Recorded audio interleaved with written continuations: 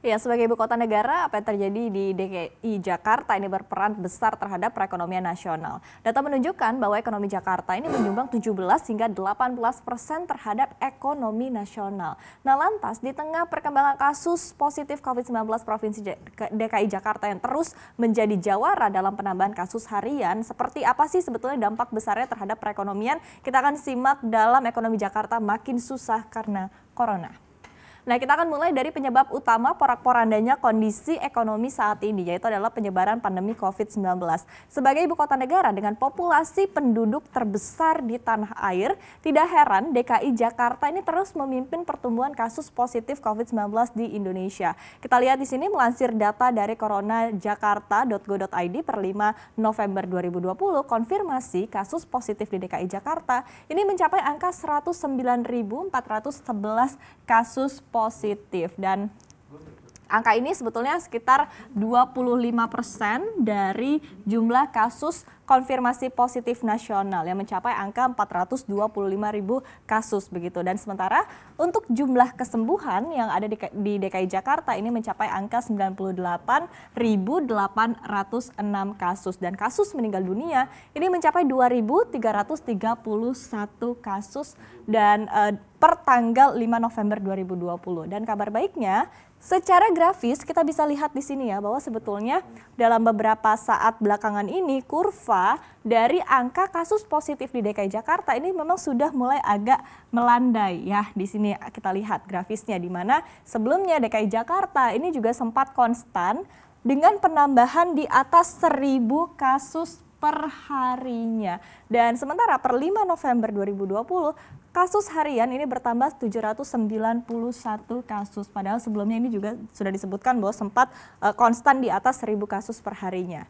Meski demikian, kita sekali lagi tetap perlu waspada ya, mengingat pada akhir Oktober lalu kita juga baru saja melewati libur akhir pekan panjang atau long weekend. Sehingga di sini masih ada potensi akan adanya lonjakan kasus baru ke depannya. Nah, kita lihat di slide selanjutnya. Sudah menjadi pandangan umum ya bahwa di tengah kondisi pandemi seperti ini, sektor kesehatan dan juga ekonomi ini dua sisi mata uang yang saling bertolak belakang. Dan tidak ingin mengabaikan salah satu, pemerintah pun akhirnya berupaya untuk menyeimbangkan keduanya, yaitu antara kesehatan dan juga ekonomi. Dan hingga saat ini akhirnya kondisi keduanya juga pun belum ada yang betul-betul pulih. Nah, jumlah kasus positif COVID-19 ini masih terus meningkat, sementara secara ekonomi Indonesia pun telah resesi. Dan sebagai provinsi yang disebut-sebut sebagai wilayah kekuasaan RI 3 nih, apa yang terjadi di DKI Jakarta tentu akan berdampak besar secara nasional. Dan menurut data dari BPS atau Badan Pusat Statistik menyebutkan DKI Jakarta ini menyumbang 17,7 hingga 18% terhadap perekonomian nasional ataupun juga produk domestik bruto Indonesia. Nah, lantas kalau PDB Indonesia secara nasional ini anjlok ya 2 kuartal berturut-turut alias resesi, pertanyaannya adalah apakah sebetulnya ekonomi DKI Jakarta juga hampir bisa dikatakan demikian?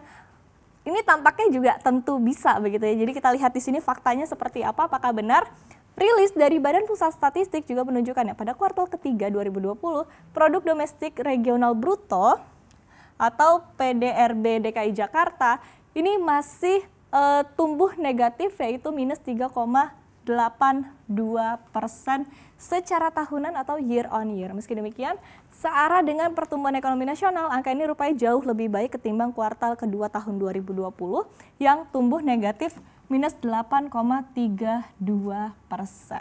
Dan secara kuartalan, ekonomi DKI Jakarta pun juga jauh membaik, yaitu tumbuh 8,38% dibandingkan kuartal kedua di tahun 2020, atau lebih tepatnya di kuartal ketiga adalah dari periode bulan Juli hingga September 2020. Nah, kita akan breakdown kemudian seperti apa sih nih ya data-data dari pertumbuhan PDRB Provinsi DKI Jakarta berdasarkan pendekatan dari pengeluaran. Di sini kita lihat bahwa konsumsi rumah tangga ini yang menjadi penopang utama ekonomi DKI Jakarta rupanya juga masih anjlok, yaitu minus 5,28%. Dan hal ini seiring dengan daya beli masyarakat di ibu kota yang masih belum sepenuhnya pulih. Sementara penanaman modal tetap bruto alias investasi pun juga rupanya masih minus, yaitu adalah negatif 8,92%. Kemudian ekspor dan impor juga sama-sama terkontraksi, ini masing-masing adalah minus 20,75% dan juga minus 15,62%. Dan kemudian senada dengan struktur PDB nasional pada kuartal ketiga ini, satu-satunya komponen yang tumbuh positif pada PDRB DKI Jakarta adalah konsumsi pemerintah yang melesat 57,89%. Nah, hal ini lagi-lagi disebabkan oleh realisasi anggaran penanganan COVID-19 dan juga pemulihan ekonomi nasional atau PEN yang tengah dikebut oleh pemerintah hingga saat ini. Nah, lantas bagaimana nih pertumbuhan PDRB berdasarkan lapangan usaha? Kita lihat di sini bahwa rilis dari Badan Pusat Statistik menunjukkan bahwa secara tahunan sektor usaha penyedia akomodasi, makanan dan juga minuman ini masih terkontraksi cukup dalam, paling dalam yaitu adalah minus 18,52%. Kemudian diikuti dengan sektor dari industri pengolahan yang minus 12,03% dan sektor pengadaan listrik dan gas yang minus 10,6%. Sementara jika dibandingkan dengan kuartal kedua 2020 ini hampir seluruh sektor ekonomi tumbuh positif. Hal ini jelas ya, karena disebabkan oleh aktivitas perekonomian yang sudah mulai kembali bernafas dari mati suri pada masa PSBB total di kuartal kedua lalu. Meskipun sebetulnya kondisi ini masih belum bisa katakan pulih ataupun juga normal begitu.